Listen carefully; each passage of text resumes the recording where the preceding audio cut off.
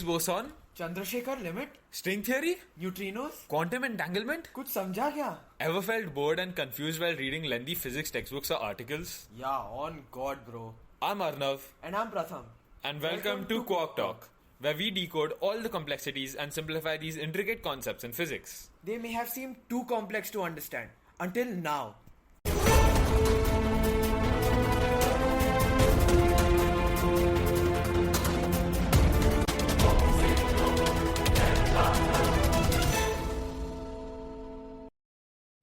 So last episode, we spoke about the metronomes and how they were doing TikTok dances and how it's not magic, right? It's just mechanics.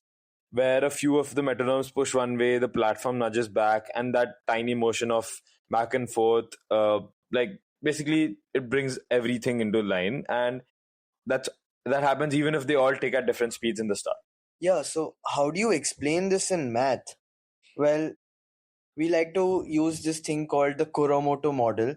Basically, every oscillator, like your metronomes or fireflies, they have their own rhythm, and this model also listens to its neighbors.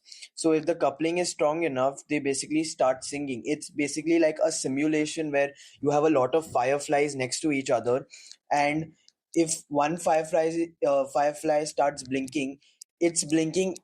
Basically, it affects its neighbors as well. Yeah, thing called the nearest neighbor model or something like that. Yeah. Basically, one localized firefly will be able to affect its neighbors, or firefly or any oscillator will affect its neighbors, and those neighbors will affect their neighbors, and so on and so forth. Correct. So that nearest neighbor algorithm or something like that. So you can think of it like running with a friend. If your friend is fast and you're just not, you're really... So yeah, if your friend is fast but you're not, but you're committed and they're nice enough to slow down, you end up running together. That's strong coupling. You're going at the same speed.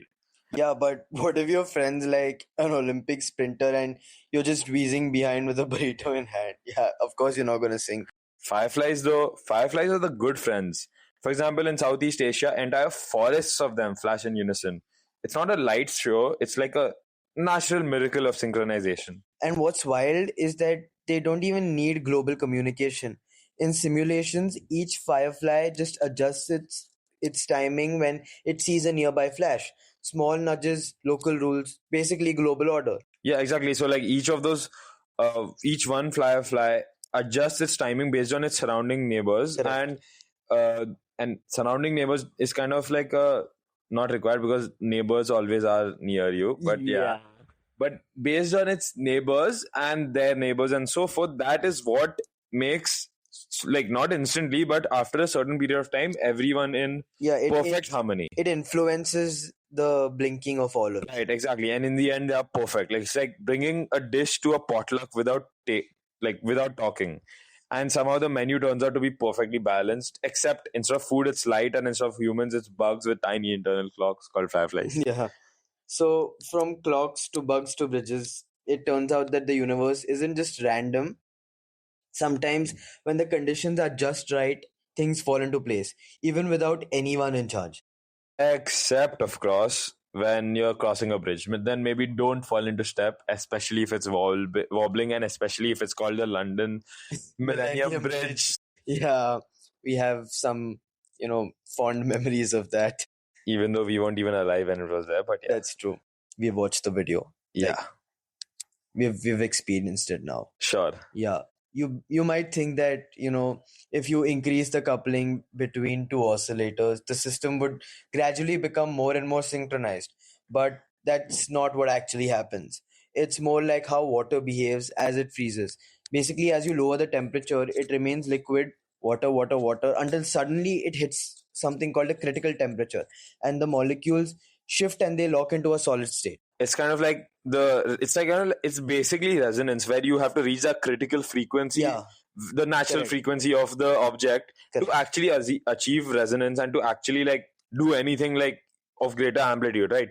So synchronization behaves similarly, except in time rather than in space, in terms of the water and the ice freezing, water freezing into ice.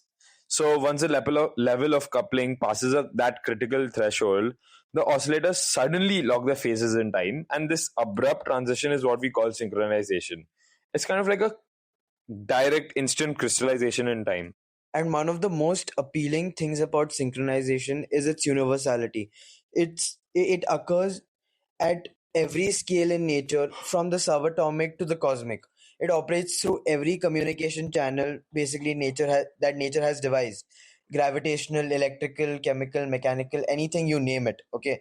Anything that allows two systems to influence each other can lead to synchronization. Take our own moon as an example. We always see the same side of it because it rotates on its axis exactly once for every orbit around the Earth. It's called tidal locking, and it's not unique. Like 34 moons in our solar system are tidally locked to their planets, like a lot of Jupiter's moons. Yeah, remember Europa? Yeah, you don't talk about Europa. Okay, we don't.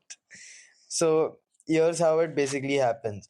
A moon starts with its own rotational speed, but the gravitational pull from the planet is stronger on the side of the moon that is closer to it. Of course, that's like common sense. Yeah. This causes a distortion, basically something like an egg-like shape exaggerated for illustration.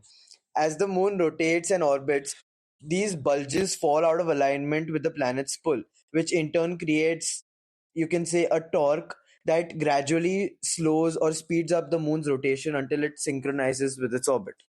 And there are other striking synchronization phenomena in our solar system. As I said, Jupiter's moons.